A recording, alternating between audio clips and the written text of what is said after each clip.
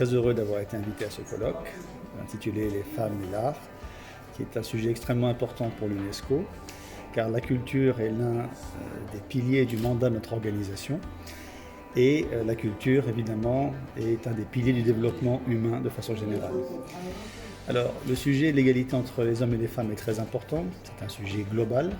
D'ailleurs, l'égalité des genres est une des priorités globales de l'UNESCO, l'autre étant l'Afrique.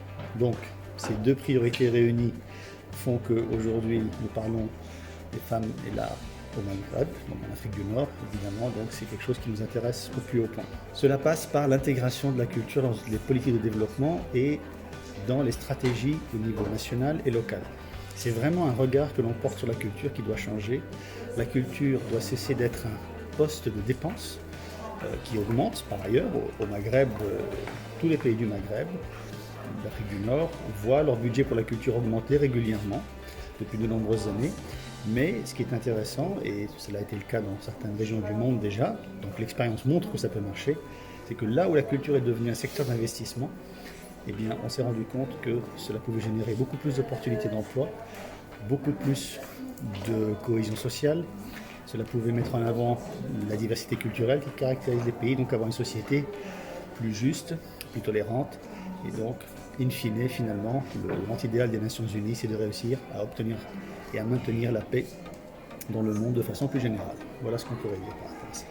Alors, on s'est réunis aujourd'hui à la Faculté des Sciences de l'Éducation de Rabat pour l'organisation du colloque international Les femmes et l'art au Maghreb, qui est porté par l'AICA International, l'Association internationale des critiques d'art, et par l'AICA Maroc, la section marocaine de cette association que je représente ici en tant que présidente.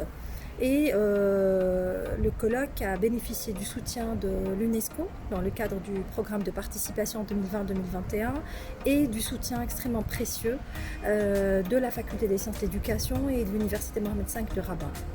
C'était très naturel pour nous de solliciter l'Université Mohammed V et de solliciter la FSE, parce que c'est l'espace naturel pour qu'il y ait des échanges et des débats autour de la critique d'art, de la réflexion sur l'art, sur l'importance accordée à l'éducation de l'art dans des sociétés comme celle du Maroc. Alors, les participants, comme le titre du colloque le montre, viennent des pays du Maghreb, essentiellement de l'Algérie et de la Tunisie.